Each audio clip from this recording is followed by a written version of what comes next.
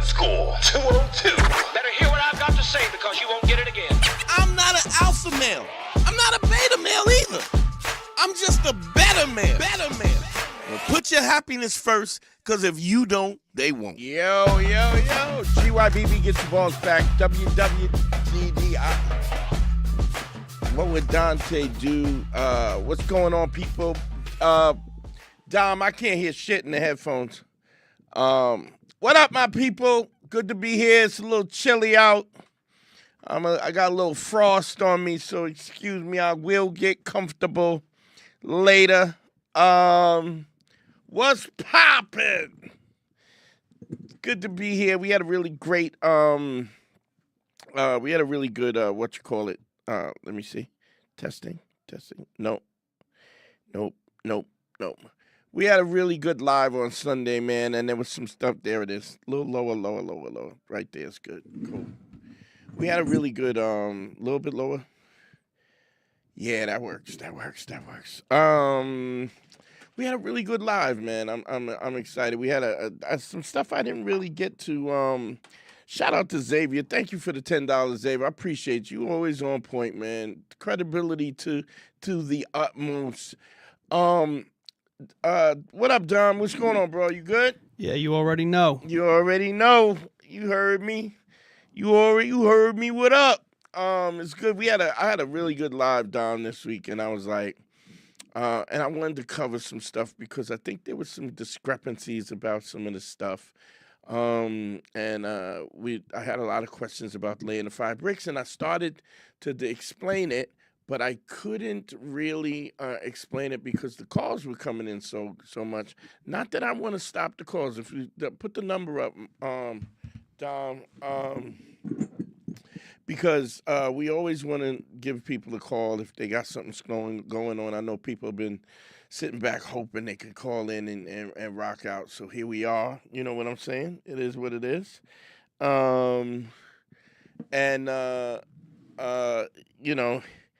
It is what it is. One of the things that I wanted to talk about, the number's up, 513-202, NERO. I'm sorry, I'm just texting real quick. Yeah.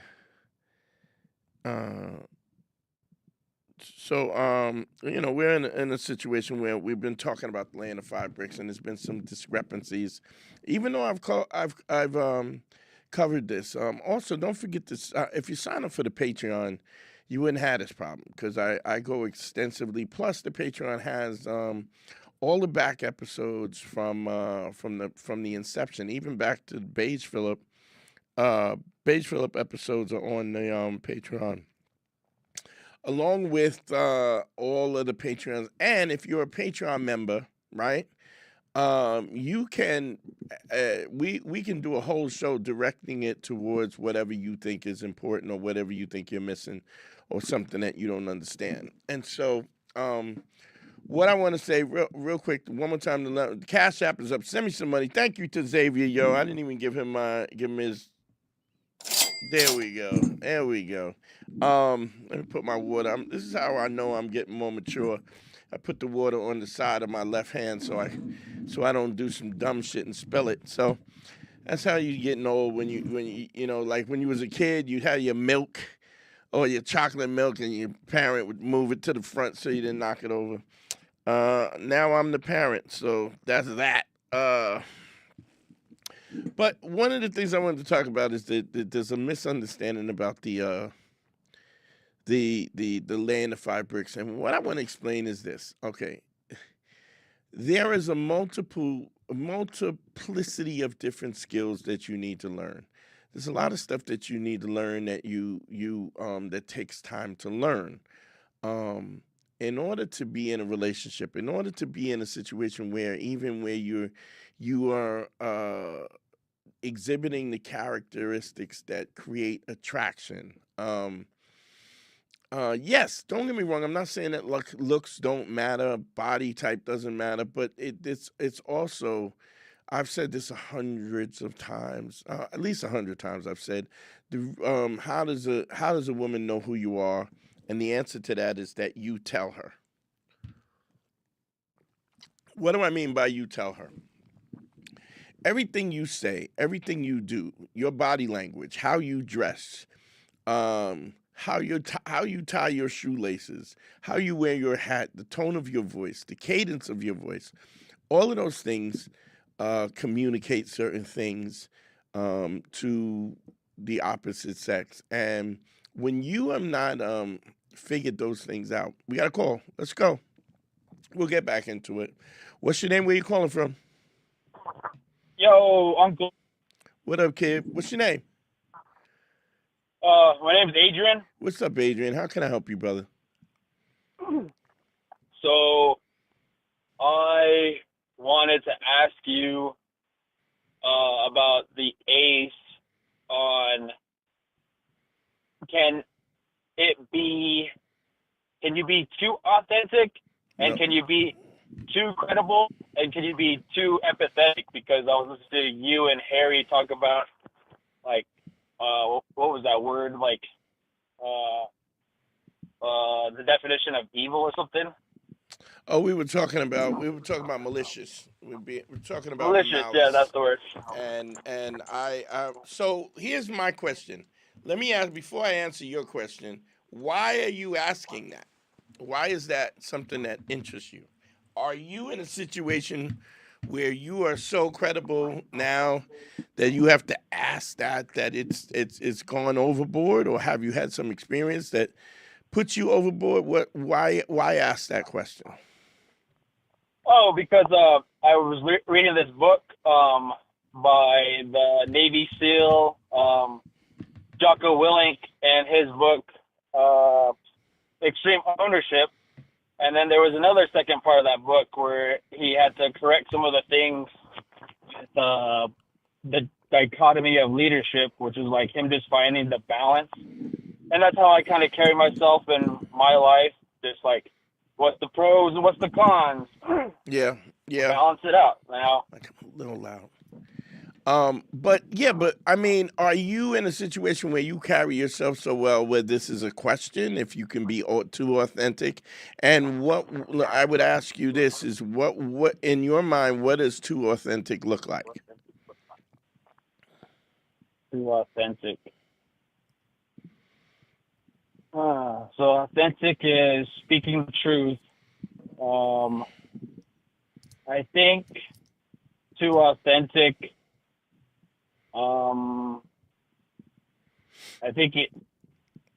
I don't really know, because you know how you say, my truth sharpens your honesty. Yeah. And yeah, that's one from the past. You're Black Phillip.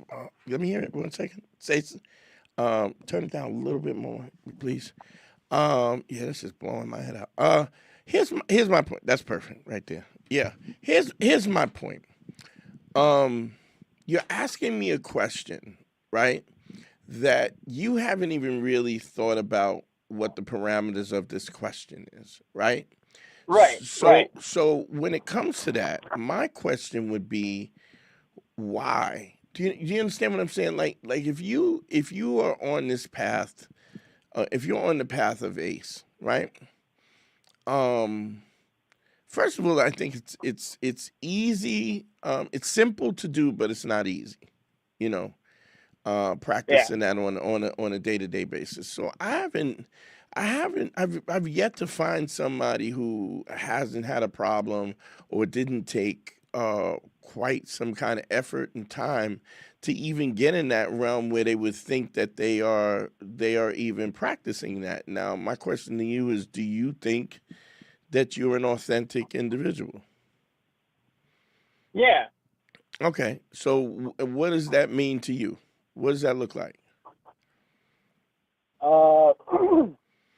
So I am 28. I just show up. I go to work. I'm doing a night shift in an hour from now. Yeah, but how does that look like authentically? Like, what does that mean? Showing up? What does showing up mean? No, how does authentic? What does that mean to you? Oh yeah, speaking the truth. Okay. All right. So Yes. my question is, I should say your question is, could you be too authentic? Do you mean that you could be too? Have you been in a situation where somebody has said this, that you're too honest, or has somebody ever said that to you? No, no, just like I don't, because like All right. Well, here's my next question. Has anybody said that you're so credible that you show up too often, or you're always ready, or has anybody complained about that? no, Okay. And has anybody ever said, "Wow, you're just so empathetic. It's just too much for me. It bothers me." Has anybody said that? no, no. Okay. So my question is, where's this question coming from? Now, I don't have a problem answering the question, but asking the question, right? When it's not Yeah, even I a just when it's not even a problem for you, it's not something a problem for you. In a way, seems masturbatory. Do you understand what I mean by that? Like, it's just like, why ask the question if this is not a problem? well, I was just curious is all because like like everything has pros and cons to it. So I was just like, oh, Yeah, this but okay. So I, you're reading this Navy book, right? Not Navy book. It was a Navy SEAL book you're reading, and it's about leadership and or something like that. What's the name of the book you were talking about? extreme ownership and the dichotomy of leadership.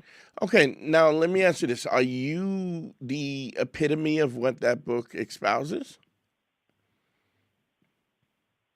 I mean, What is you're reading the book in order to learn some things and to kind of I would imagine you're reading the book to give you a perspective on something so that you could be a better human being. Yeah. right, right. Okay, so are you fully immersed in that to the point where you don't think that there's any room for better, there's no room to be better at that? No. Okay, so here's what I'm going to say. Something, and it's something that I actually was going to explore. I was exploring this with somebody the other day. Do you read a lot? Yeah. Do you consider yourself a pretty smart dude? I got ADHD. I've been listening to Harry with his podcast and like learning more about it. But I'm saying So, that's not an answer to the question. Do you oh, right, consider? right.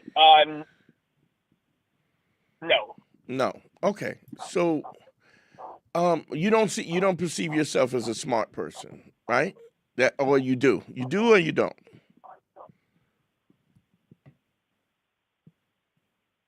50-50. But I'm more to the no. That's why I'm reading more to learn more. Okay. All right. So here's my thing. What I find people that have a certain level of intellect, right? They are usually the most difficult to counsel, and I'll tell you why they're the most difficult to counsel, because Because of that ego. not so much the ego. They're they're smart enough to come up with excuses for why things are not the way they are, instead of being honest, or and usually instead of just emptying their cup and letting you guide them. So they got 100 different ways why this is not this. If you ask them to lay the 5 bricks, they lay 2 and they do it for 3 weeks, and then they go, it's just weird. I mean, what does life mean? And they'll do stuff like they just constantly come up with um excuses why they're not They're doing. not credible. Yeah. Well, I don't think they see themselves as not credible, but because of their intellect, because it's almost like they're smart enough to fool themselves. So my question to you is, Well, I understand that you're curious by it, but do you think you being curious is more important than you just doing the work?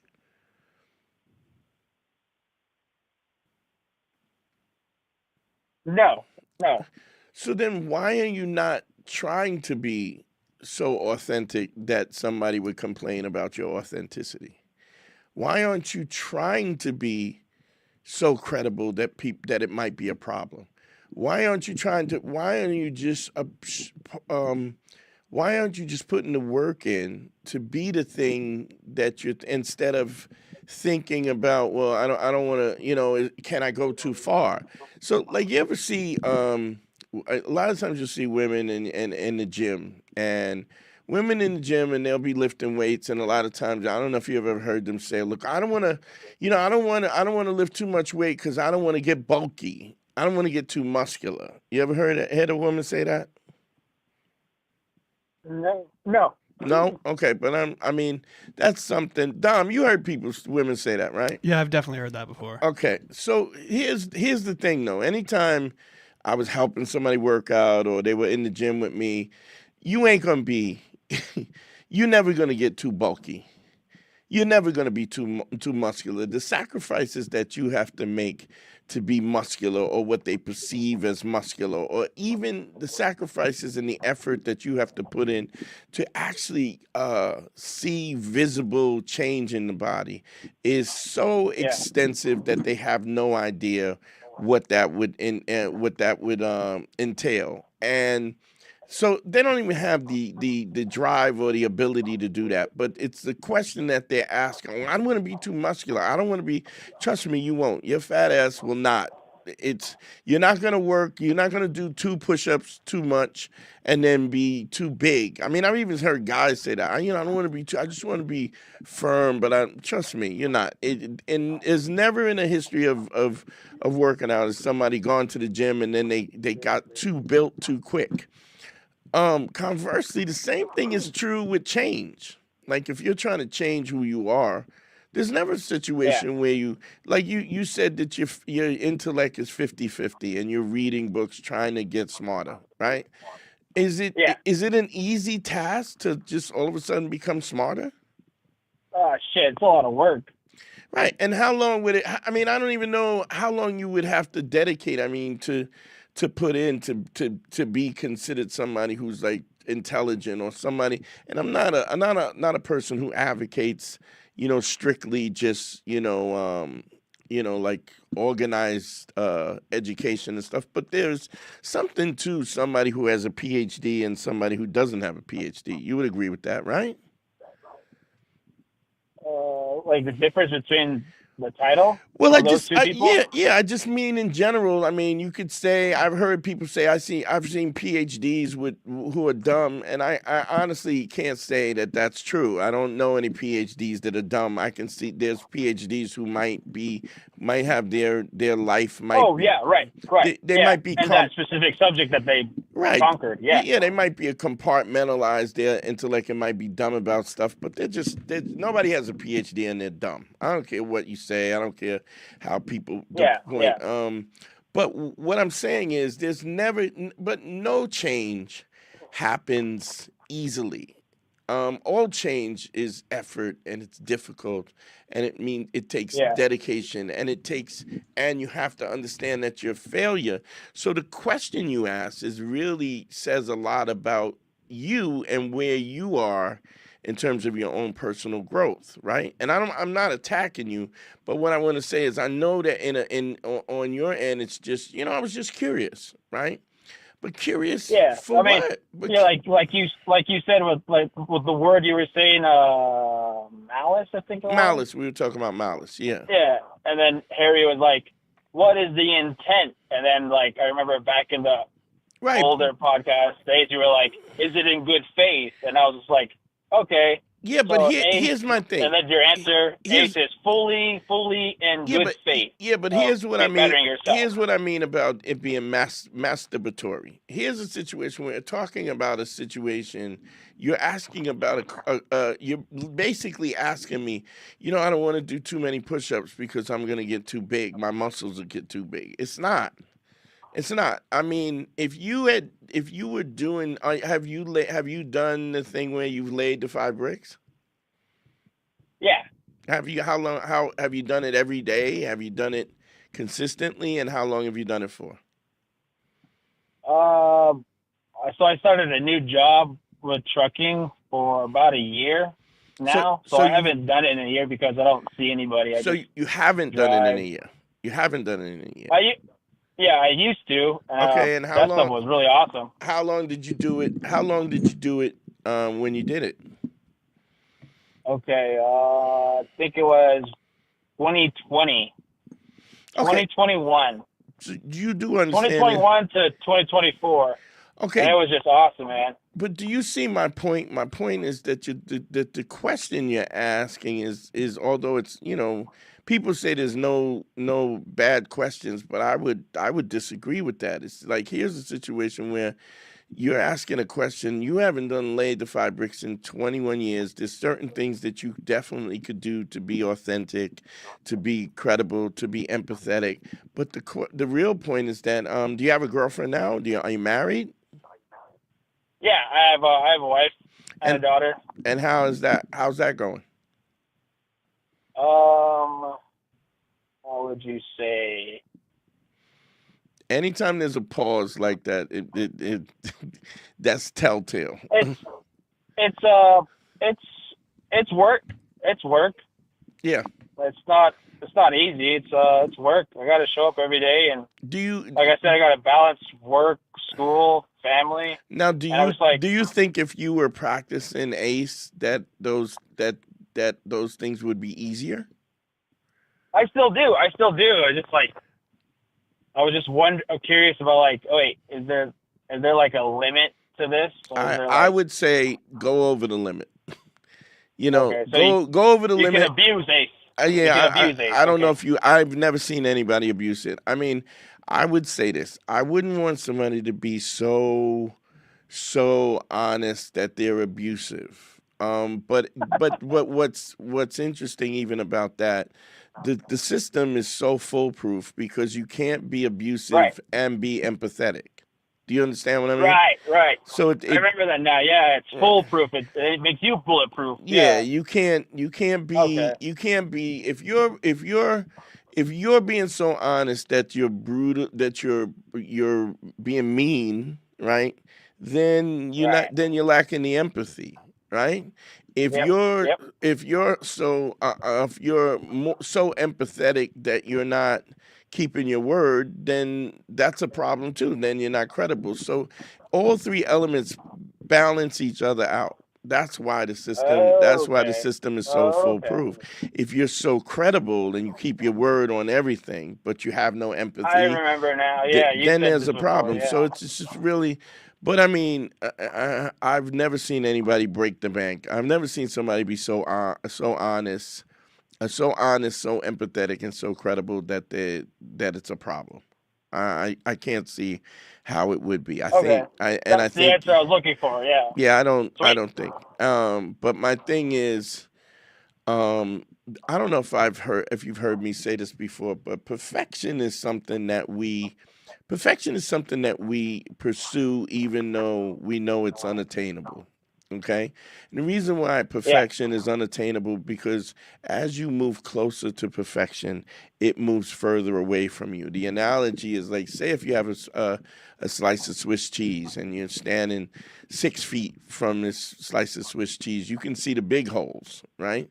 But you know how you get closer to the Swiss cheese and then there's smaller holes that you didn't see, that your eyes couldn't see, and then as you even get closer, there's even smaller holes that you can see. And then when you get really up on where the Swiss cheese is a couple of inches from your nose, you actually see that the cheese is porous in itself, that it's not even really solid, that you can it's actually translucent, and light can seep through it. Yeah. That is why perfection is unattainable. It's because as you get closer, you see more flaws and there's more to fix. So we pursue it because we want to get there, but we know we're never going to get there because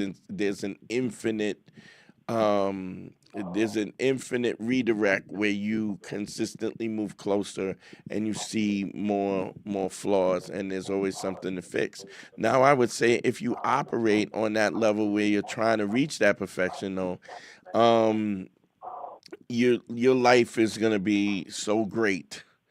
I mean, you can't, people live, people die, and things change, but your life just tends to be great, and it just becomes um, problem free, you know, Yeah, because I think that's the issue I have with my ADHD. I just forget, and then like I have to go back to listening to you, and then it's just like balancing all of it out again, and then like picking up that formula again, dusting off all the gems of knowledge that you have to offer, and like it's just yeah, yeah, I appreciate you it, just man. gotta I appreciate you yeah. calling in, but I also think that when sometimes, we ask questions that we kind of know the answer to. Do you know what I mean? But it just, and then sometimes, like you said, we need to hear it Right, so that right. we can get back on That's the track. answer I needed to hear. Yeah, Okay, and I was yeah. just like, Well, Dante's the master of ace. Go ask the teacher. If you don't know, yeah, yeah, ask the yeah. teacher. Ask Absolutely. questions. Absolutely. And what I'm gonna let you go in a few, but one of the things that I'm talking about today, so tune in, is because of the fact that I really can't get people to follow the directions. Do you know what I mean? And it has a lot to do with paying attention and listening. And I know that's difficult for sometimes because a lot of times we want to be seen and we want to be heard, and so we're talking before we've heard the whole process of things, or we haven't absorbed it. There's an old pimp saying is that you got to listen twice as much as you talk. That's why you got two ears and one mouth. So I appreciate you calling in, man. Thank you so much, bro. What you just said, Yeah, people not wanting to listen, would yeah. it be like the intent is not in good faith for them because they're selfish, or like what you say with It like could before with be the other words? it could be any number of things. Sometimes people are just not seen. Sometimes They're not ready. some people have so much to say and they haven't been heard in so long, so they're trying to fit everything in. So it's like somebody's listening to me, so I want to get all my thoughts out today because it's important. A lot of times it's because people haven't been able to condense their thoughts into into a clear and concise thought. I bet you that because they have all of them have ADHD. Yeah. Well, yeah. I mean, a lot of that is unbundled, but a lot of times people are just lazy. And then there's people Yeah. who are have ADHD and they're lazy. And then the Yeah. other thing is that sometimes people have ADHD and they're lazy and they're afraid. They're afraid to be rejected. So Yeah. because they're afraid to be rejected and they're afraid to try, you have three different things that are working on you, and then you wonder why you have no success. But I appreciate you calling in, man. Thank you. Thanks for listening, man. Have you been listening for a while, huh? Yeah, since Beige Phillip, and then I've listened to Beige Phillip. We used to be a Patreon member, but then I've just kind of memorized everything, and then like now I'm just like, oh, I think I got to go back and Yeah. I feel it. sharpen my tools again. But thank you, man. Thanks for calling in, bro. I wish you all the happiness in the world with your family and everything. All right, bro. Speak to you soon. All right, bye. Let me that's another thing. Don't forget to sign up for the Patreon. The Patreon is it's patreon.com/manschool202. Please sign up for it. It's the backbone that keeps me doing this show. It gives me the time and the energy to put these thoughts together and then to come out here and get on this live and talk to y'all and whatnot. So please don't forget the Cash App as well. The Cash App is up. It's $ Dante Nero. If you get, and the phone numbers are 513-202 NERO 513-202 NERO. What's also so what I was saying also is that this is kind of what I was getting into is that people you have to listen, man. You have to listen. A lot of times, I can't tell you how many times I've asked, like somebody's called in and asked questions, and then while they're asking questions, I'm asking them specific questions because I'm trying to get some information. I'm trying to get some information, some feedback, back so that I can see where we're at. So every question that I'm asking, I'm asking for answers because it guides me in a direction to know what the problem is, or if there's a problem, or what's going on. And a lot of times, sometimes the questions are, the questions reveals something that you probably didn't even know what was going on. So I think that's difficult. And so a lot of times I can't tell you how many times that I've had guys who have done consultations. Don't forget the consultations, DanteandHarry.com. Click on consult, but they've had conversations and paid good money to talk to me, and then I set them up and I put them on the program. And then I explain to them specifically, and I've done this over and over again where I'm like, hey, 2 minutes, Tom. I've had a situation where I usually say, are there any questions? Is there anything that you don't understand? So I'm gonna go through it step by step. If anybody wants to call, please call, and we'll, if you have questions about it, or you have some questions about something else and something's going on, don't hesitate. But yeah, I think he's here, Don. But what it is laying the fiber. I'm going to explain the first step, right? Because it's really difficult to move to the second step without doing some kind of consultation. So, but at least let's get the first step right, so that even if you're doing it wrong, at least you're doing it as close to correct as possible. The process is to go out and pay 5 compliments a day to 5 different women every day. And I've had this situation where clearly I've had questions. Last Sunday, we did the live Sunday, and people were like, well, I work in a retail store, and I come across women all the time, and I'm laying 5 bricks every. No, you're not. It's not not in the course of you doing your job is not the same thing, right? And I'll explain why. Yes, you can make your particular job, and the fact that you have a social job where you're interacting with people over and over again in different ways, that definitely is a great situation because you get a lot of practice. But it's not the same thing. It's not the same thing. It's like if you're getting your steps, right? If you're trying to get 10,000 steps, and there's a difference in you getting 10,000 steps and going out to the track and actually working yourself out, and with an understanding of how you perceive, you're trying to do certain things to get you in shape, as opposed to, and so like you work in a retail store, so you're walking around, and yeah, you'll get your 10 steps, but there's something different, especially like if you're into martial arts, or you're into something. There's a difference in hitting that track and doing that time and doing an intense workout. And so when you go out and when you go out specifically to lay the bricks, and you're talking with the intention of talking to strangers, right? It is distinctly different than if you're talking to somebody that you have to talk to. So they're coming in, and you're a cashier at a retail store, and you're talking. It's just not the same thing. Don't get me wrong, it helps, but it's not the same thing.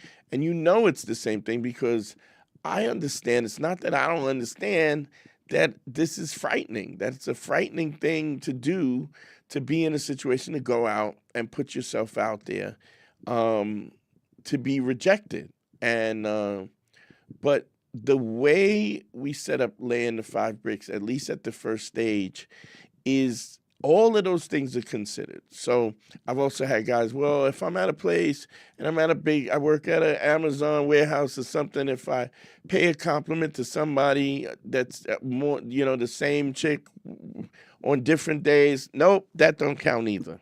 I'm not saying you can't do that. I'm not saying you shouldn't do that. I'm saying, but there is something distinctly different to what we call a cold call, which is you going to somebody who you don't know and having a conversation with them. Uh, People would say that it's frightening, and because it's frightening, it is distinctly different, if that makes sense. Secondly, I should say, thirdly, the person that you pay the compliment to should not just be somebody that you find attractive or somebody that you have aspirations to or somebody you want to talk to. It's not a specific type. In fact, big shouts to Dante Williams. Thank you, brother. Where's my... Thank you, brother, for the $5 on the Cash App. Thank you. Cash App is up, y'all. Y'all the best. Thanks, Deontel. But there's a situation where talking to a stranger and the fact that she's not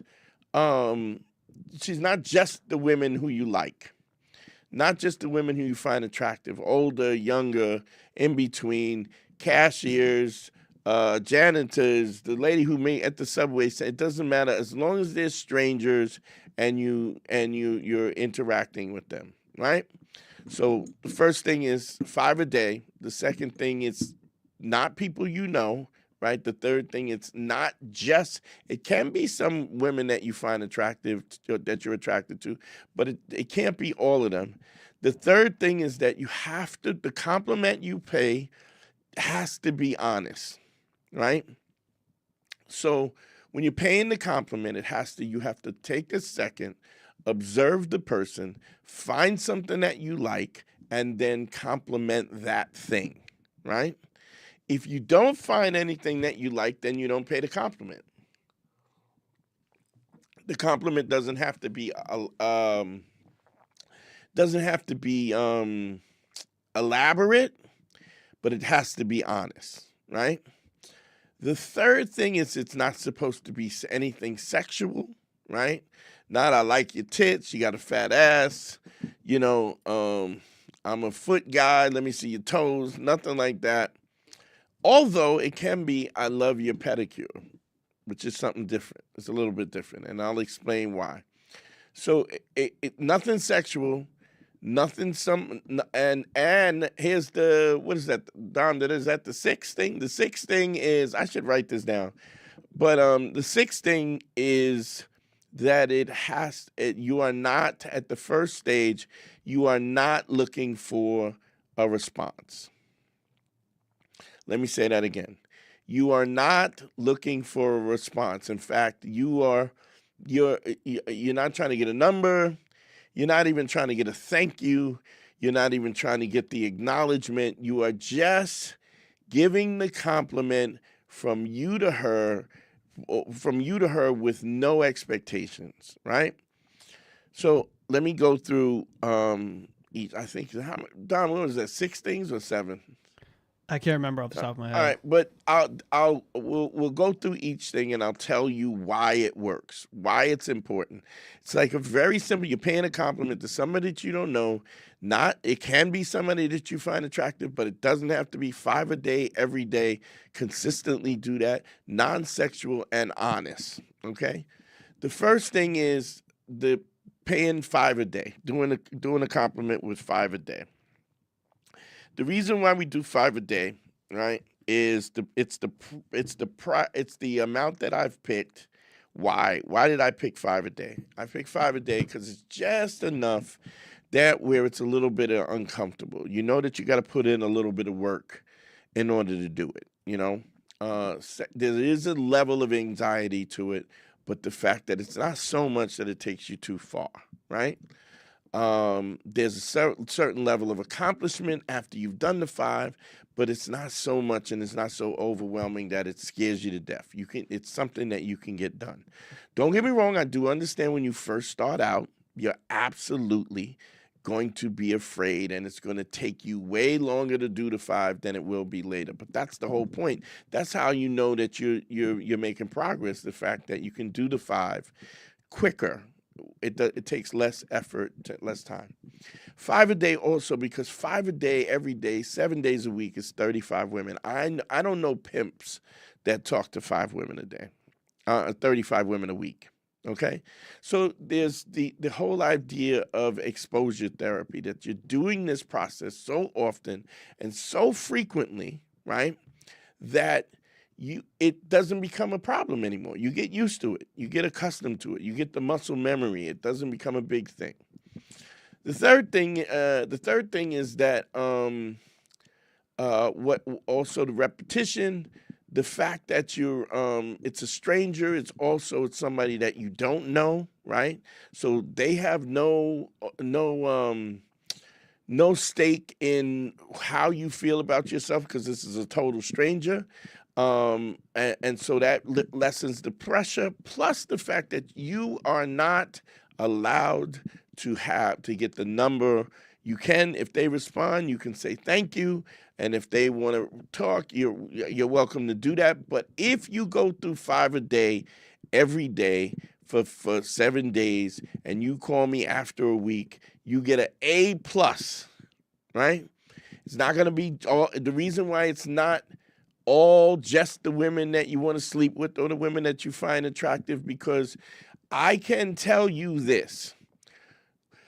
There is a study of what you call human behavioral psychology. And what is that? That is the study of patterns, psychological patterns with human beings, right? It is a study that says that people do the same shit. So every woman that you know that thinks that she's so unique and she's so different, she's not.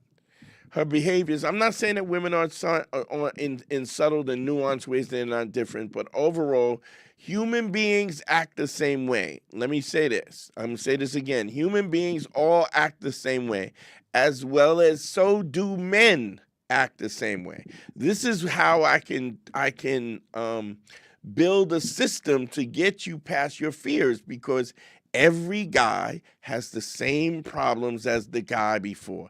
I've been doing this plan over and over again, and anybody, I don't care how bad you think your situation is, this process will make it better. It's been proven, it's been honed down to the T, so that there's nothing waste. Second of all, the compliment has to be, it's supposed to be non-sexual.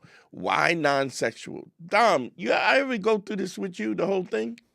I don't think you went through the entire thing with me before. Do you know why it's non-sexual? If you don't, it's fine. Just say no. Could you just repeat it? I was reading the chat. So it's no, wait, what's going on with the chat? Well, this one guy has a question. He said every time he lays a brick, it feels creepy. When you approach her just to compliment, should it be a more busy environment? No. Doesn't matter. The point is, the reason why I feel... Now, the question I would ask, and he can call in if he wants. He can call in 513-202-NERE. You can call in. I'll talk to you directly.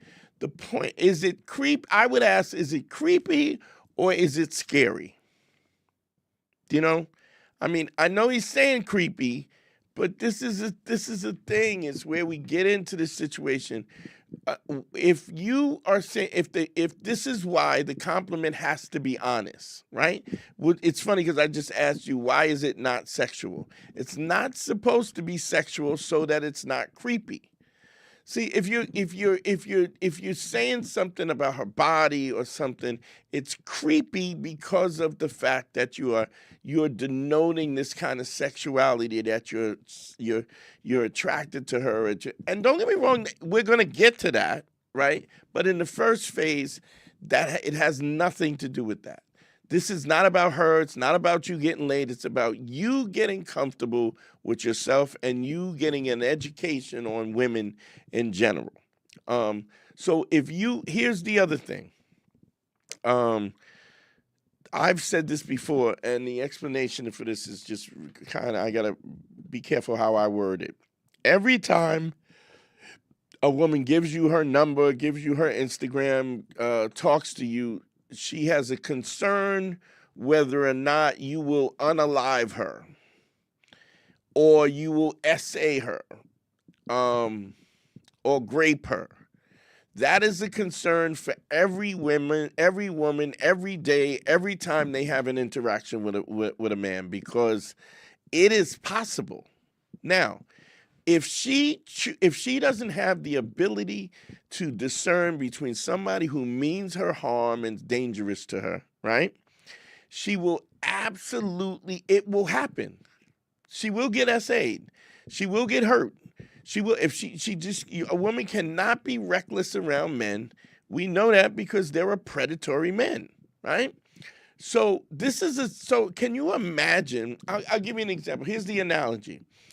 You never been in prison. Now you're in a major penitentiary prison and dudes are trying to fuck you. And a guy goes, "Hey, you want my Jello?" Right?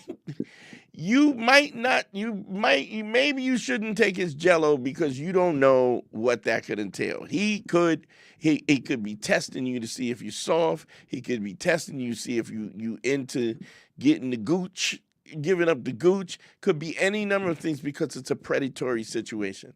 That is how women have to live in everyday society. I mean, it's not exactly as predatory as we would say, as predatory as prison, but it's the same thing. Imagine you're in prison and somebody's trying to put his D in your A every day.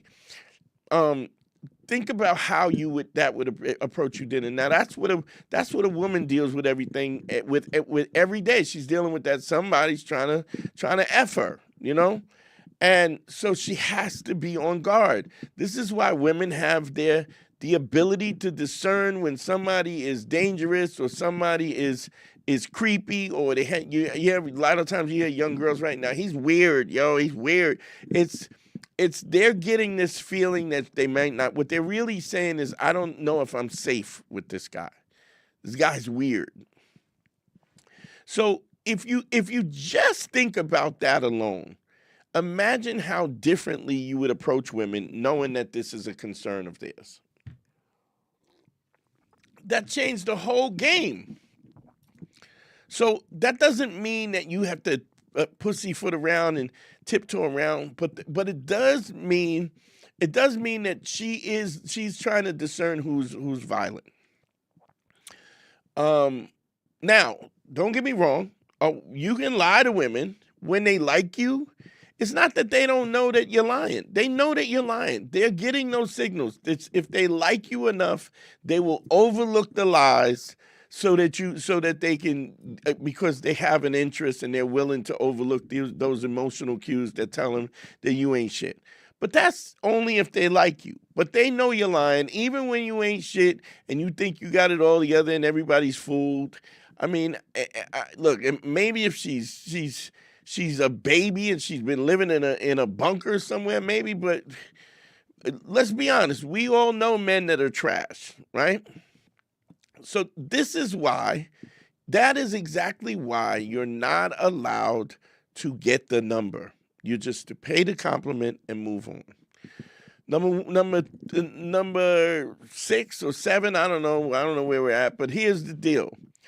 You have to speak to somebody, be able to speak to somebody non-transactionally. You have to be able to talk to women non-transactionally. Every guy in a bar, in every situation that is introduced to himself to the girl, he's doing it because he's interested in her and he's trying to make her a dick cozy for the most part. And if he's not that far, right, he's doing it because he wants to get to know her so that he can ultimately make her dick cozy. It may not be immediate, but that is where it's going. There's an attraction there, right?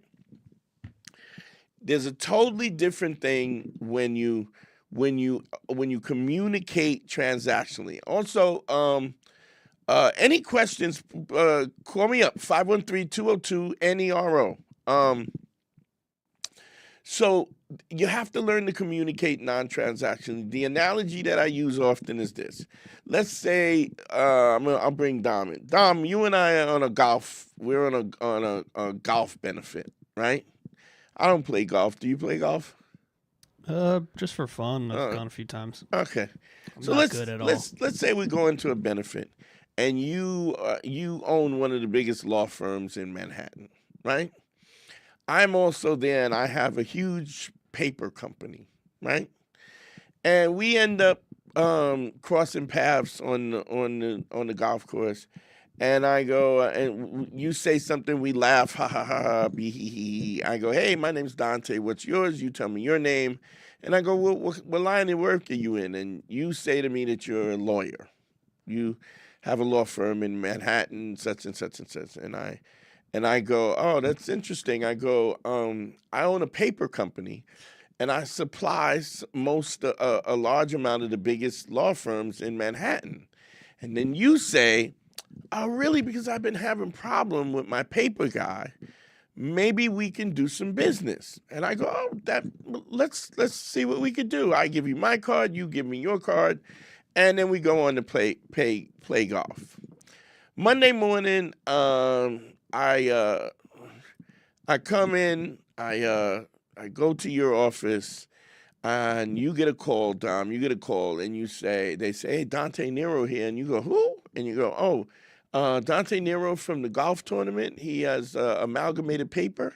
And you go, oh shit, yeah. I'm at that.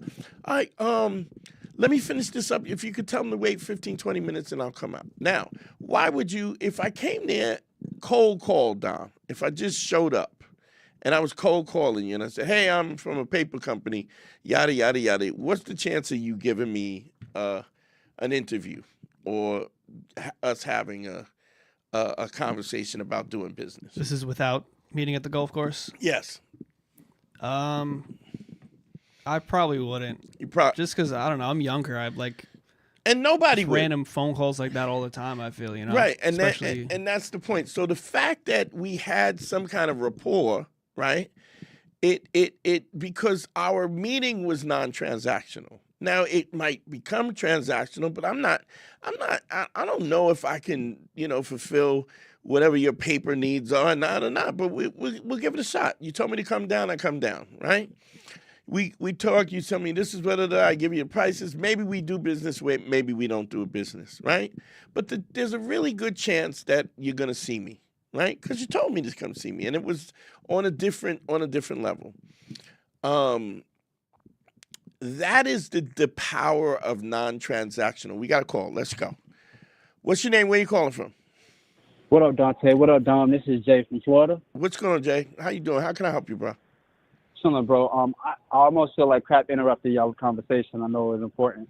I did call today's Tuesday. I did call Sunday evening about a book I had mentioned to you. You said you was going to get back to us on Tuesday. I forgot, bro. I was gonna bring it. I forgot it. I'm sorry, brother. It's the body language book. Oh God, Right. I totally forgot. Shit. Mm-hmm. Let me see. I mean, if you want, I could send you like a DM on Instagram or something. I've done that with Godfrey a couple of times. Do that. Send me a DM on the Instagram. Everybody, follow me on Instagram if you can too. My Instagram is the Dante Nero. You can send me an email on that, or you can send me on the Man School. Send me on Dante Nero. I'll check that more. All right, and I'll dig that up and put it. I am sorry though. I promised you to. All right. You're a busy man. I get it. I appreciate you though. Any questions on what we're talking about? No, that's pretty much it, man. I was really just trying to soak up some game for what you and Don were talking about. But Okay. I did want to mention the book. Okay. All right. I appreciate it, bro. No, Appreciate listen, it. have a good night. All right. So the thing is but there's a good chance that if we didn't have that original meeting, then you probably wouldn't see me, Don. That's the point, right? Yeah. Why? Why do you think that is? And I won't even ask you. I'll just explain it. It's because if I'm cold calling you, I'm calling you because I want something. There's a prerequisite that I'm calling you because I'm coming to bother you for some business, right? And because I'm coming to bother you for business, you don't know me, I don't know you. You're probably not going to give me a shot. So, but what we have to do in order to approach women is we have to be able to talk to them in a way that is not perceived as transactional. And the way we do that is, so if we have, and this is how far it has to go. We have to learn that just because a woman is attractive, we still have to talk to her in non-transactional ways, because the minute she thinks that you're talking to her with the intention on getting something, the intention on knocking it down, whatever, right? Her defenses will go up. Unless, of course, she's head over heels, you're attractive, you're the kind of guy she likes, or she knows you from before. But even then, she has to be apprehensive. Why? Because you might kill her. You could be like, what you call it? People used to, what's the guy? Who was the guy? Not Dahmer. Who was the guy that was good looking that they was killing women? Not Son of Sam. I don't know, but there was a couple of guys that were serial killers who were just like good looking. They, oh, he's cute, So, but even if that's the case, a woman still has to be careful. So you have to talk in way. You have to be able to communicate in ways that doesn't put up those red flags, that doesn't make you creepy, right? Talking about Ted Bundy. Ted Bundy, yeah. So, and the way you do that, and it's interesting because he was really good at that. Like, he was really good at approaching with really charming and stuff, but he also was a sociopath. So he didn't have any tells, really, because he didn't really wasn't in touch with his emotions. But, so you have to learn how to communicate transactionally. The other thing that you learn from just the sheer magnitude of women that you're speaking to every day is you realize that all women operate the same. They all respond in the same way when the compliment is sincere. Here's what I mean by that. If you tell an attractive woman she's a model, you tell her she's pretty, how many people have told her that she's pretty before? How many times has she heard, oh, you're so beautiful, you're attractive, you're this, da, da, da, da, da. Oh, your legs are so beautiful, your tits are big, whatever the fuck. She didn't earn any of that attention. Her mother and her father hooked up. They made a zygote. That zygote was impregnated. She attached herself to the uterine walls, and then she pushed herself out, and she happened to come out attractive with a very symmetrical face. And that is what we as men go, oh wow, she's beautiful. She has this, and she said, and even that stuff is genetic. You know, why we like tits and why we like fat asses and it's because they look like they would make a good mate. It goes back to the instinctual desires for our species to survive. So even that is prevalent in the way that we find attraction, the way that we see women attractive. But what happens is, every woman physiologically, whether she's fat, whether she's skinny, whether she's old, they're pretty much the same. Nobody has a separate doctor. We all have the same lungs. We got a call. Let's go. Who we got? What's your name? Where you calling from, family? Yeah. What's going on? What up, though? Who's this? Trees. I'm in Toledo, Ohio. What's up, Trees? How you doing, bro? How can I help you? What's going on with you, gang? I'm a fan. I wanted to call in and give you your propers and whatnot. I fuck with you on the Godfrey show. I appreciate you, family. I appreciate you. Thank you, brother. Thanks for checking out my style, man. I appreciate it. Anything on your mind, bro? Nothing. Not with like lady trouble or no shit like this in particular. However, I did want to call. I just came from Atlanta. I don't know if you can hear my voice a little hoarse. Just came from Atlanta about. Oh, nice. How was that?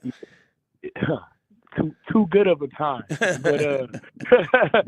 But I just wanted to chime in about a topic about when we meeting people in our first encounter with people in general. I met a lady at the airport when I was coming back to Toledo, actually. Yeah. I met her at the airport. Our gates was next to each other. Right. You feel me? And she caught my eye. I wanted to walk up to her, say hello, and whatnot. I did get the number. The mission was complete. Nice. However, I just wonder, how do we I want to get your take on how you follow up with something like that, because I'm going to Detroit, she going to Fort Lauderdale, Florida. Right.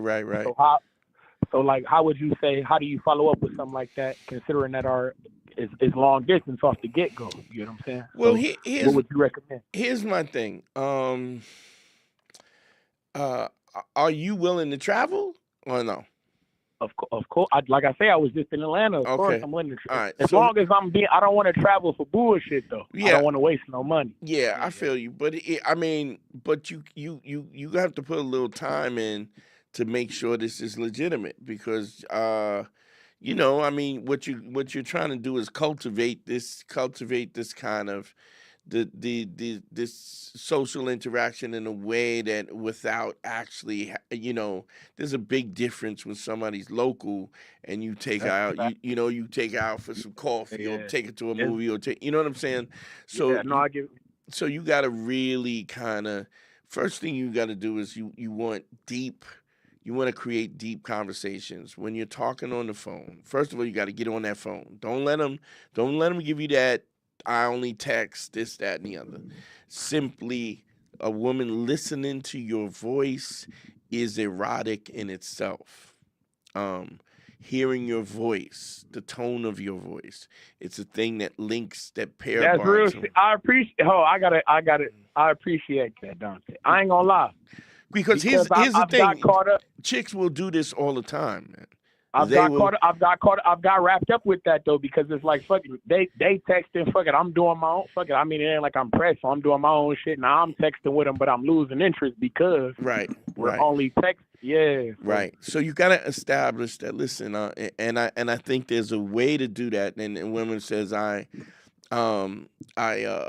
especially if she's long distance, it's even easier. You go, listen, you're so far away from me. I want to hear your voice. I want to hear your voice. I want to get to know your voice so I can recognize your voice. I want to hear what you have to say. I want to know what you have to say. And when you say, I mean, how does a woman argue that? Like, you're attracted. I'm very attracted to you, but I want to hear your voice. There's nothing more. I like the way you sound. Like that's And here's the thing, because if you're texting. Look, I've said this 100 times, man. If a chick don't want to talk to you on the phone, she's probably not gonna suck your dick. Do you know? Like, giving you a blowy is much more intimate than texting you. So if she won't talk to you, and I'm not saying it hasn't happened. I'm just saying you're trying to build attraction and get closer. You gotta be on the phone talking to somebody. There's so many dudes that allow women to dictate whether or not they're texting. I don't text. Well, I mean, and if you got a chick and she's long distance and she's going, I don't talk on the phone. You gotta let that go, because your chances are, and because you will be spending money to go somewhere where you have nothing. There's nothing sure on the books. Do you understand what I'm saying? There's something very erotic about listening to somebody's voice and hearing them breathe and now here's what I would recommend, and this is advanced stuff. So if you were listening earlier, I'm talking about. I'm with you. It's funny because I'm giving the basics. I was talking about the basics, but this is a little more advanced. When you're talking on the phone, what you think of it like this. You ever see where cops is trying to find a serial killer, right? And the serial killer, they say, well, somebody will have what they call a profile, right? And that profile is like, oh, it's a male. And they'll be like, it's a white male, approximately 6 foot tall, between 5'10" and 6 foot. He's probably very highly intelligent. He's into tech or this, that, the other. Whatever. You know how they give that profile, right? The reason why how they get that profile is because there's certain people, this is going to the difference of people. There's certain nuance that people do, and then they could tell this person is this or this by what you say. I have that ability even when I'm doing my consultations. Don't forget that. DanteandHarry.com. Click on consult if y'all need a consultation. When I'm talking to someone, I can tell where the trauma is. I can tell what the problem is by what they say and what they don't say, by the tone of their voice, by the volume of their voice, what they say, the way they all of that. People don't even understand that there's such open books if you just pay attention. And so when you're on the phone, what you want to do is ask questions so that you can get information. You want information about this woman. Because if you have, the more information you have, the better you're off. You know how to make her feel comfortable. You know how to make her feel happy, because you like. I give you a simple example. If you're talking to a girl and you ask her something as simple as, what does she like to eat? What's her favorite food, right? And you go, do you like seafood? And you find out that she has seafood allergies, right? Can you imagine the first date that you go on, you take her out for seafood, right? And then she can't eat. She can't talk because her lips are swollen. Well, she's probably not gonna eat, but she's gonna probably order the chicken. But it's just not gonna be. She's not gonna be comfortable. She's not gonna have a variety. And so, do you understand what I'm saying? If she's somebody who's a homebody and doesn't like to be out, don't like crowds or something, and she's saying she don't like crowds, then you take her to someplace quiet. The same way that I say, how does a woman know who you are? And I tell you, how does a woman know who you are? You tell her. You tell her with everything that you do, the way you walk, the way you talk, the way you dress, what you say, the things that you like, the things that you don't like. People can tell that. And women are really great at it because they have to be, because of the whole thing about the fact that men... About them dying. Men, exactly. So they have to pay attention. So they're super I love you, gang. I ain't gonna lie. I love you, gang. I appreciate you. Preach. This is real shit, gang. No, and it's like, damn. So, I'm going way far ahead, and I'm still teaching the basics. But let me say this: when you ask questions that reveal information. You don't go, where you work at, right? I mean, you could say you could. No, I'm not. No, I'm saying, say you're talking to the girl, you could say where you work at, right? And you, what do you do for a living? She'll tell you what you do for a living. Is that what you want to do? And she goes, no, I mean, it's just a job. And you go, well, what? Here's where the question is. What if you could do any job? What job would you want to do? What she's going to do is she's going to pause, right? And she's going to look up, and then she's going to engage her emotions and her feelings. Because here's the difference between men and women. Men will speak kind of with a non-emotional way. There's some things that we're emotional about, but we can answer questions without being emotional. Women have to evoke the emotion and then get the answer. So when you ask, what is the job that you would like to do more than anything? Right? What would be your favorite, the job, if you could have any job you want, what would be that job? And what she's going to start to invoke is the things that she likes, the things that she wants to do, what her aspirations are. And when she opens her mouth, she's going to reveal things about her that she would never reveal with anybody else behind the enemy lines of the answer that she's giving.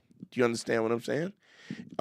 If she's artistic, if she likes to create, if she likes business, if she whatever it is, or every question you ask her should get you information about her. So the thing is not for you to run your mouth. The thing is to be open and to listen so that you can have a full dossier and profile on how to approach her. Also, conversely, here's the other thing. This is the more mature thing, right? You also can find out if you like her. Because just because she's bad don't mean you like her. when you ask questions, I don't know if you ever had a situation where you ask a woman a question, and as you ask the question, you're literally like getting turned on. I'm with you. No, yes, I've definitely had that happen. Exactly. The moment the more she talked, the less I get attracted. That's a fact. Hold on one second. Big shouts to Richard Alegria. Thank you for the $20, bro. You liking that game? I appreciate you. Cash App is up. Keep that Cash App, bro. So what happens is she's gonna give you information, but she's also gonna give you stuff like if all of a sudden she go, yeah, I was with my baby daddy and that nigga's in jail and said he tried to play me and you be like, oh God, okay, I'm getting my antennas are up. This is a problem, right? So what I'm saying, you're not just gaining information to approach her, but you're also gaining information whether or not this is something that you even want, that you ever think is even worth your time or your energy. You feel me? But you gotta be on the phone to do that. You can't do that by text. Because text there's always a pretext. It's almost like the Heisman, it's a stiff arm.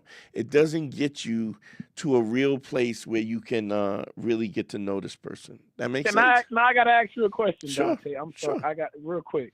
And like I say, I'll fuck with you. You got to send me, I know I want to send you money, motherfucker. All right, well the Cash App is up. The Cash App is up. But go ahead. Say less. We're going to get you right. We're going to get you tight, gang. I fuck with you the long way. But like I say, so now I gotta ask you, is my man? What's my white boy? I forget my white boy name. Harry. He's feeling sick. He's sick today. Shout out to Harry. Down bad. Okay, Harry. Yeah. Shout out to Harry, gang. I hope you get well soon, gang. Yeah, Harry, you hear that? But Harry, get your shit together. Go pop you a horse, man. But what's the question? But real quick, when I the fine line between the calling and the FaceTime, they got the audio messaging these days. Yeah. How do you feel about audio messaging? Is that something that you?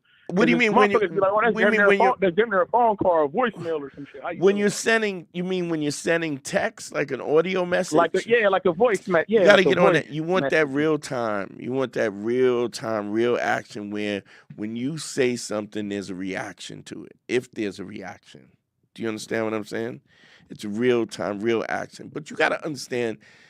For you to get to that point, there's a level of comfort that you have to be. I don't know if you ever heard me say this, but you can't let emotions have a seat at the table. You have to be, and this is why laying the 5 bricks is so important. It's so that you can sit in that space, have a conversation with a woman, and ask her these questions. Because if you have anxiety and fear, you're not going to be able to think. And any situation where emotion is present, you don't have the access to the full capacity of your brain, and so you're not going to be able to see. Okay, I asked this question. Let me ask it. So if she says, I don't know, but I love. I love art. I like to create things. Well, what kind of stuff do you like to create? Do you like to create? Right. Are you a sculptor? Are you a painter? Exactly. Well, I don't know. I was thinking about dance. Well, what kind of dance? What kind of dance are you? Have you ever taken dance lessons? Do you turn up? Like, what's your thing? What would you like to do? And so now what you're doing is you're creating a bond because this is going to be. There's one of the brothers called about the body language book, but the other book that I always recommend is How to Get Anybody to Do Anything. It's by David Lieberman. It's an easy read. It's a short book, but it's packed with behavioral psychology kind of information. And one of the things that we know is women do not get attached to you because you buy them shit. You understand? Women get attached to you because they do things for you. Okay? Now I know that's contrary. Everybody thinks if you got money and you buy a car, but look at what's the boy from Buffalo, Dion. That Dion just they got he just got picked up with the NFL. Travis Hunter. And you see he with that broad. that's a gold digger, and she's on national TV. I didn't even like him. Yeah, so it's like I didn't even really like him at first, and you know what I'm saying? It's like you are doomed because this chick. He was a target though. See, I'm not that guy. Course. I don't put myself at that way to be a target. I feel like he was viewed as a target though. Always keep in mind you never know who's hunting though. So you could be a target and not know who's hunting. That's real shit. You feel me? Shit. So you know that the number one rate, the animal with the number one rate for murder is, you know what it is? What kills more people than anybody else? Mosquitoes. Bloodsuckers. You see what I'm saying? So it ain't crocodiles and hippopotamus, it's mosquitoes. So sometimes you don't know you're being hunted. But my point being is you're gaining. That's real. Hey, I'm sorry, I got home. Yeah. That's real shit. That's real shit. That's real shit. The mosquito, they would think it's a crocodile or a shark or something. No, it's mosquitoes. Type shit. No, that's real shit. You never know you bit and you dying and you don't even know you dying. Right? You know, so it's that. But understand this: it's that you're learning to communicate in order for you to learn to communicate, and that's why you lay the 5 bricks so that you can operate in that space calmly without panicking because of the fact that you like this chick so much, or she's too attractive, or you too anxious, or whatever.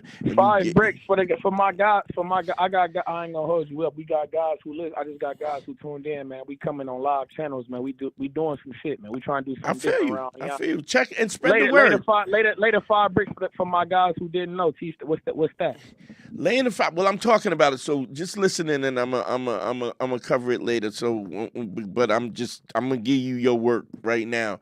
So, but you're building that dossier to qualify her for your time and for you so that you can qualify for her time. That's what's happening. And you gotta be in that space. If you know when a boxer boxes, yes, a boxer goes to the train because he wants to learn how to fight. Yes, that is true.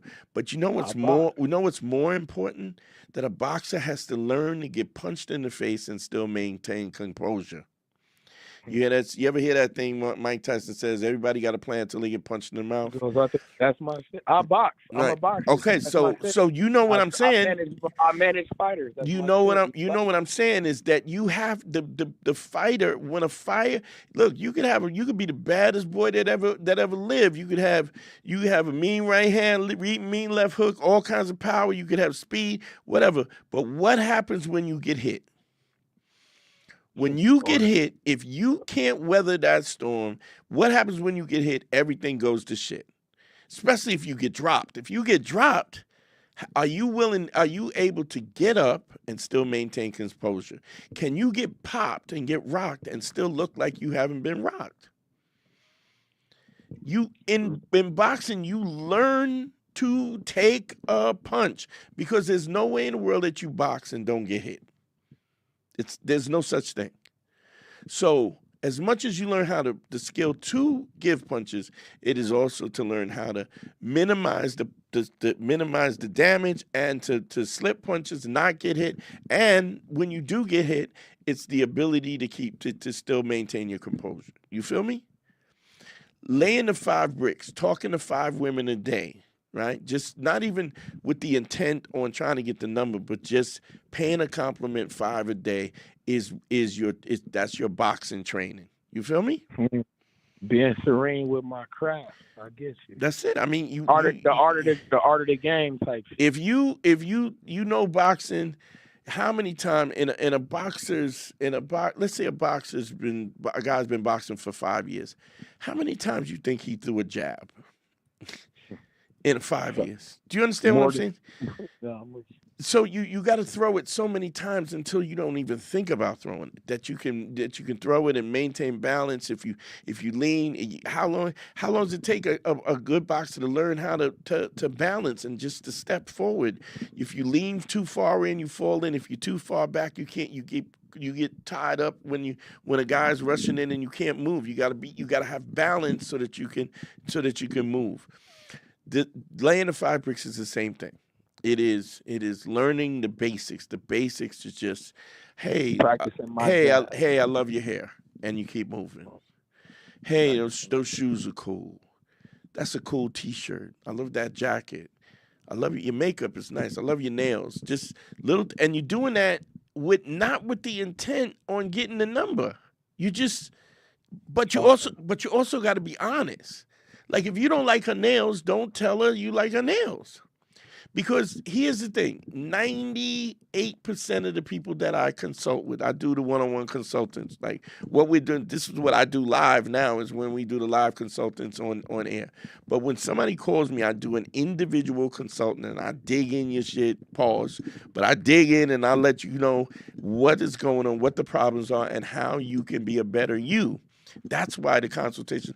But on the base level, the first thing I have you do is pay those compliments. Because if you have anxiety, like, so for instance, like, and I can tell you kind of a forward dude, but you just said you talked to this chick in the airport and you ran up on her and you talked to her, right? But there's an anxiety, like if you haven't, when's the last time you've done that? I ain't gonna. It's funny that you say that because it was very like I ain't gonna. It was one of those where she was too beautiful for me. So bad. I would have felt bad had I not done it. You feel what I'm saying? Right, but can you imagine if you're doing that every day, 5 times a day? I get what you, and it felt good to do it too. I felt like what. And you're not just doing it to the attractive women. You're doing it to the old lady and to the young girl and to the janitor lady, the lady is cleaning the toilets and the cleaning lady and the lady at the cashier and the lady at the subway. Like, you know what I'm saying? And so what happens is when the time, I used to use this terminology. You got to be ready for the Super Bowl. The way I'm a Giants fan, and the last time we won a Super Bowl is when I think it was Kiki caught the football on his helmet with one hand, right? The only way you're able to make a catch like that is you got to do it hundreds of times in practice. You feel me? You're a boxer. In order to execute the perfect 1-2, the perfect jab cross, you got to do it thousands of times so that when you call on yourself to do it, you have the ability because it's not even mental. It's almost just muscle memory. You feel me? And that's what laying the 5 bricks does. Laying the 5 bricks gets you in a situation where you don't have to rev up. She doesn't have to be the most beautiful woman in the world in order for you to get up enough nerve to talk to. Right? And not only that, but when you're talking to somebody who's really beautiful, it's even more difficult because the stakes are higher. Because she's beautiful and you want her. So now you're talking to her and she knows you want her. And she knows she's bad. No, there's no bad chick that don't know she's bad, you know? So she knows you trying to get her. And it just so happens that she's trying to qualify you. So the way you circumvent that, the way that you gain the skill set so that you can do that when it's the baddest chick in the world is you got to be doing it all the time. I don't care who you are. You can't box if you don't train. I don't care how gifted you are. Comedy is the same way. You got to get on stage every day. Every day you get on stage. I mean, I've been doing comedy for 24 years. So, I mean, I don't get up on stage every day, but I mean, I literally used to do 15 to 18 shows a week. What's been your Super Bowl of comedy so far? I think I did the Wilbur Theater, which was nice. But I've yet to get my Super Bowl. When I go to the Wilbur Theater, not with Godfrey, when I go by myself for my show, when I shoot my special, and I'm working on my special now. But Doggy, I'm gonna let you go. But I appreciate you calling me. I appreciate, and you said that you said the Cash App on the screen. Yeah, it's on the screen. I'm gonna send you some fucking money. I appreciate you, bro. I appreciate you. The Cash App is $ Dante and Harry. I appreciate you, bro. Or it might be, what is it? I think it might be Modest Guru, right? I don't know. But the QR code is there. Yeah, I just have the QR code. I don't have. Yeah, the QR code is there. Thank you, man. Appreciate y'all. Yeah, but that was actually an interesting call because it kind of puts laying the 5 bricks in the context of a practical situation. What's the chat saying, Dom? We have a super chat, just $10. Teddy Peace said, just adding to the collection plate. Keep up the great work. Teddy, thank you, Teddy. I appreciate for the super chat, bro. Any questions? Anything on the chat? It's just we have a caller. Oh yeah, let's go. What's your name? Where you calling from, family? My name is Ron. I'm calling from the Bay Area. What up, Ron? How you doing? How can I help you, bro?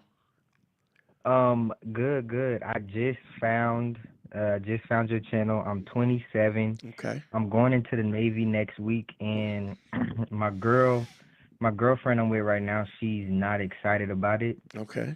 I mean, you wouldn't want her to be excited about you leaving, though, right? No. Okay. All right. No.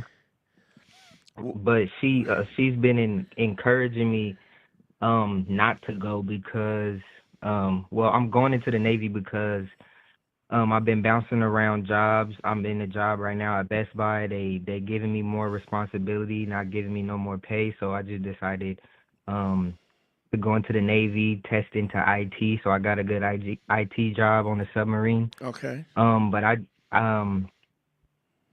we're not really we haven't really been seeing eye to eye for like 6 months. We've been together for about a year and a half. Okay. So and every time we No, go ahead, finish. Every time we go on a date, she's kind of stank faced, not in a good mood. We don't see each other a lot. Maybe we see each other maybe 2-3 times a month, maybe 4 on a good month. She always has a attitude with me. She's always bringing her life stuff to me, and I get it. Life happens, and you want your partner to be, I guess, your sounding board and your listener. But when I do give her advice, she gets mad at me. When I don't give her advice, she gets mad at me. So okay, so here's my thing. Do you love her? I have love for her. Okay. No, that's a no. That's a no. Because if you said you love her, right, I would ask you, what do you love about her, right? Because it seems to me that you didn't say nothing nice about her. And I'm not judging that. I'm just saying that you didn't say nothing nice about her, and that's probably because you don't have much to say about her that's nice, you know? And you got to understand something. Does she love you? Or has she said she loves you? She has said she loves me. Okay, so let's deal with this on a really basic level. If she's in love with you, right? She knows you're going away, right? She knows that you're going to be traveling to different countries and stuff. You said you're going to be on a submarine? Yes, sir. So she knows you're going to go to some place and go. Big shout to Toledo Trice with the $15. Thank you, brother. Came through on me. I hear you, brother. My point being, if she loves you, she shouldn't be happy that you're leaving, right? Because you're going away from her. Not only that, but you're going to go to different countries, and you're probably going to come across different women and different women from different places and stuff like that. And so it's just logical that she would be uncomfortable with that. My question to you is this: like you said, for 6 months you've been going through. Y'all haven't really been seeing eye to eye, but y'all only been together for a year and a half, right? How long has it been good? When was it good? I mean, the honeymoon phase, it was crazy. And when did that end? How long did that end? I want to say about 6 months ago. Okay, so my other point is how often were you seeing her in the beginning? Same amount, maybe 2-3 times a month. Yeah, dog, you don't even know this chick, man. I'm gonna be honest with you, and I'm an older dude, and I understand you're 27, and you know this is your girl or whatever. But dog, you don't even know who this woman is. If you're seeing her 4 times a month, and you've only been with her for a year and a half, and it's already gone sour, this is, you know, I don't want to. One of the things is I'm gonna be credible and authentic to you, just like I expect everybody. And this ain't gonna last. Okay, Yes, sir. it ain't gonna hmm last because you don't love her and you don't like her, which is really important. That you don't even like her, and the fact that she's already now was she giving you a hard time? I assume she was giving you a hard time before you decided to go into the Navy, right? Yeah, I just made the decision maybe a month ago. So it hasn't really been good anyway. Yeah. So I mean, am I wrong, or I'm not barking up the No, wrong you tree? you Yeah, no, you right. I can You hear right. it in your voice, and so what you're doing is you're holding on to something that ain't really worth holding on. And the Yeah. reason why you're holding on to it is because you don't really have no options. How you said you're 27, 27, yes, sir. and how many women have you been with in your lifetime? 10, 10. maybe 11, Okay. 10. All right. Well, my point being is, dog, you're young, man. You're young, and you're going into the Navy, and you're gonna travel, and you're gonna, if you stay disciplined and you practice those things that I talk about, being authentic, being credible, and being empathetic, you can make a really good life for yourself, man. And I just honestly, I don't think that your life that she's included in that plan. Okay. There's no way in the world that you're seeing somebody 4 times a month, 5 times a month, and the time that she's spending with you is miserable. You can't. She tells you she wants to be a sounding board. You are. She don't like it when you're not. She don't like it. It's just, you know what I mean. I think what happens too is when you get older, you get less tolerant. Like this is, I'm just at a place where I don't waste my time. If I'm not having a Yeah. good time, if I'm not enjoying your company, if you are making it difficult for me to care about you, I will just stop. I'll go get somebody else. And that's no Yeah. offense to nobody, but it just means that we don't fit. One thing you learn when you get older, right, is that everybody ain't for everybody. You're not going to like everybody that you meet. You're not going to fit everybody. And what happens is the circumstances happen where people find themselves in each other's lives, and they just don't fit. You know what I mean? Yeah. If you a center for a basketball team, you probably shouldn't get a Mini Cooper. Do you know what I mean? Yeah. It don't fit. And so what you're trying to do, what does she do for a living? She is an accountant. Okay, so she went to school and everything for it. Yeah, I think she got some certificates or something. Okay, so she's bookkeeper. She's not an accountant. She's not a Yeah, CPA. yeah. No, she's not a CPA. She's like a bookkeeper Like a and a tax bookkeeper. preparer. Okay. Well, my man, look, you got to understand something, and you'll learn this. And no matter what people think, money and cars and prestige and the commodity, the most important commodity is time. And when you get older and you have less time, you got to understand. I'm 59 years old. I have seen more sunsets than I'm gonna see. Do you understand? And hmm on the back end of that, when I'm coasting downhill. My thought is that I don't want to waste my time with somebody who doesn't want me to be happy, who's not interested in making me happy, you know?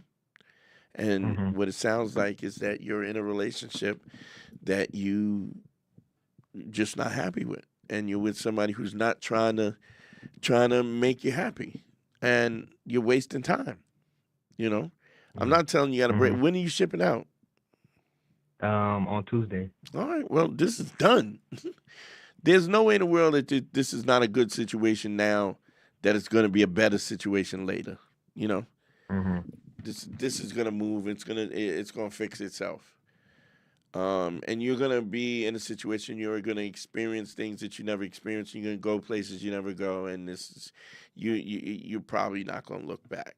So, I mean, you could end it before you leave, and then you don't have to leave with this pretense on the fact that you're trying to hold something together that you don't even care. When I ask you if you love her, you can't even say that. Fuck yeah. Sounds like a waste of time, bro. How about you? What do you think? Yeah, I think it's a waste of time. I've been giving her time to, cause she's young. She's 22. Yeah. Just turned 22. Yeah, but here's what also I hear. I hear that you are spending plenty time trying to adjust and trying to make her happy. When is she Yes. doing that for you? Shoot. When her mouth is open, that's it. Yeah. So, you know what I mean? Like, what are we doing? What are we doing? Yeah. It's and you have to, something that I tell people all the time, especially men, you have to put your happiness first, because if you don't, nobody else will. What I mean by that is, here's a prime, you're a prime example of that. There is no man that has a woman, right, where his woman is unhappy, where he's happy with his life. Because if you got a woman and she's not happy, you feel like a failure, right? Because we feel like that's our job, right? So you have to put your happiness first, because if you don't, they won't. Now, if you here's what will happen. If you ever have a kid, your wife or your baby mom, she gonna put that kid first, and you still ain't gonna be first. So then what happens is you got to put your kids, keeping a roof over his head, feeding him, making sure he has the things, and you have to put her in front of you, because of the fact that you need to have her happy and taken care of. And so you always got to carve some time out in terms of your happiness for yourself, because if you don't, you'll never have anything. And I know so many guys who are married in marriages, and they're in marriages with ungrateful women who don't. I mean, and don't get me wrong, I know women who are in ungrateful situations with men, and you have to recognize that you stop trying to put a square peg in a round hole, and the only way you can do that is you have to define what you like. If you got somebody got a stinking ass attitude, I would hope that you learn from this. That the minute you start dating again, after this goes dead, and because this is gonna go dead. After this go dead and everything else, and you are in a situation where you start dating somebody, as soon as they have a stinking ass attitude, I would hope that you learn from this. You say, listen, I don't know what your problem is. Is there anything I can do to help? Because this is not okay. The fact that every time we go out, you have an attitude is not okay.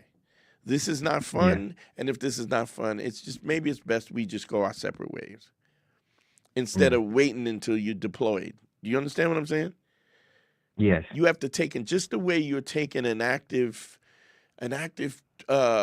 part in pursuing the Navy, you have to take an active part in pursuing your happiness. Okay? Yes, sir. Any questions? One more question, just on a thought perspective. Me staying with her for the 6 months, even though I've told her about her attitude and the way she's putting stuff on me that don't have nothing to do with me, and I'm asking if I can help. Me staying, is that sympathy? And you mean empathy? No, what's empathy is asking her what you can do to help. But when somebody doesn't want the help, you got to go. You ever get on a plane before? Yes, sir. Okay, you know when the stewardess say you got to put your the mask, your oxygen mask will drop from the top, and they show you how to put it on? Yes, sir. What's the first thing they say? You got to put yours on first. Why? Because you can't save nobody unless you're taken care of. Yes, exactly. And so that's your answer, right? And if you only worried about her and she's not worried about you, see, I don't do this. I don't have multiple conversations about what I want. I tell somebody I don't like this. This makes me feel uncomfortable, and then I give you an opportunity to make a change. And if you don't make the change, then I have to assume that you don't want to make the change. And that's fine if you don't want to make the change. But then because what is she really, if I say I really don't like this and this is, and a woman doesn't make that adjustment, right? What is she really saying? I don't give a fuck about what makes you happy. Yeah. That's the subtext, right? I got my problems. I know you, whatever. I know you going whatever, but I'm not happy. And now what I'm going to do is, what she's doing is, not only am I going, I don't give a fuck about your happiness. He got. Yeah, we lost him. It's fine. I'll finish. Not only is she saying, I don't give a fuck about what you're thinking, how you feel, but I'm not going to do nothing about it, right? And here's an interesting thing. I talk about subtext and how subtext, you read the subtext. What do the actions mean? If a woman, and this is, I don't care how much of a simp a dude is, if the woman says, I don't like you, I don't want to be with you, and I don't give a damn about your happiness, you would leave because you'd have no choice. But because she doesn't verbalize it, what we do is we stick around. Why? How is the answer any different? The answer's not different. The answer is what the answer is. If you tell somebody you like something and they go, yeah, I don't give a fuck, and they never make an effort, it's because they don't want to. People do what they want to do. So there's that. Thanks for calling in, bro. I appreciate you, man. And good luck with the Navy, man, starting things up. Be real careful, man, and, don't take no unnecessary risks. Dom, I think I'm going to shut this down, man. My neck is bothering me like a motherfucker. So, y'all know the Cash App. If y'all want to still hit me with the Cash App, I'd appreciate that. It's, let me see what the fuck it is. Because I don't never know. I don't never pay attention. But we covered a lot of shit today. So, I'm a little beat up, too. And plus, we got to do Godfrey after this. So, there's that. Damn it, I don't even know what the fuck it is. It's $ Dante Nero's the Cash App. $ DANTENERO. Please help me out with that. Don't forget the Patreon. It's patreon.com/manschool202. Please sign up for that. That would help us a lot, man, if we can get those numbers up too. Don't forget to follow on Instagram, the Dante Nero Man School on Instagram, YouTube. Anybody who's on Godfrey's channel, please, if y'all like what I'm doing, please follow on the Man School page, please, and please also follow me on the Dante Nero page on YouTube. I've been putting a lot of content up there, and if you need a one-on-one consultation, go DanteNero.com, click on consult. GYBB, get your balls back. WWDD, what would Dante do? The Sexual Revolution is being podcasted. I love y'all, man. We out of here. Man School 202. Better hear what I've got to say because you won't get it again. I'm not an alpha male. I'm not a beta male either. I'm just a better man. Well, put your happiness first, because if you don't, they won't.